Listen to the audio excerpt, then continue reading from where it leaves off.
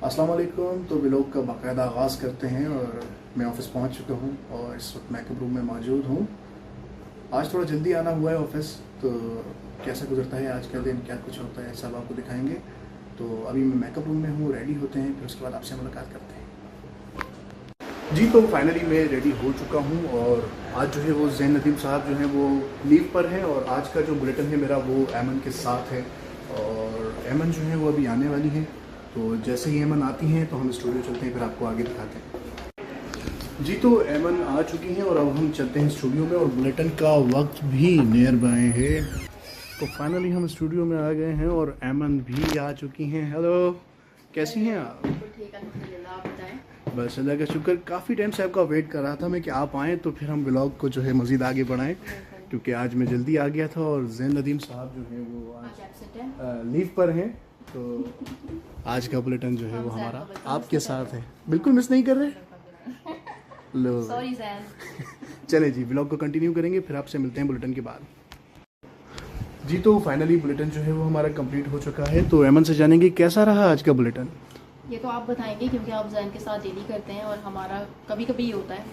नहीं, पहला बुलेटिन तो मेरा आपके साथ ही था ना, लेकिन हमने शायद हार्डली 4-5 किए होंगे। हाँ मेरे ख्याल से, क्योंकि ज़ैन की टाइमिंग्स होती हैं तो आप ज़ैन के साथ होते हैं 12 बजे।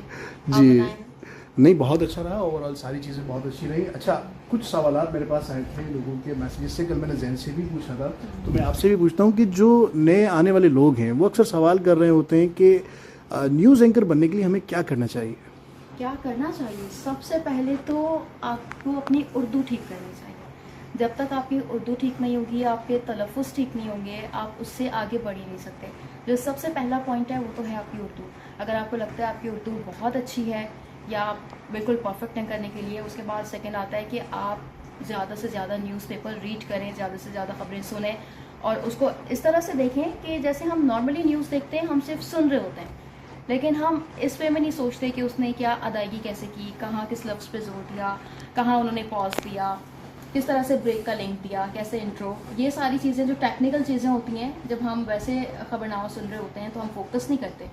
तो उससे आप जब यहाँ पे आएँ तो ये सारी चीज़ें देख के और सीख के आएँ कि लिंक कैसे देते हैं, एक्स्ट्रा कैसे देते हैं, ब्रेकिंग कैसे देते हैं, हेडलाइंस का क्या तरीका है, ब्रीफ कैसे करते हैं, ये सारी चीज़ें। अच्छा, तो ये बताइएगा जो फीमेल्स हैं और वो इस फील्ड में आना चाह रही हैं, तो आप उन्हें क्या रिकमेंडेशन देंगी, क्या आप कहना चाहेंगी?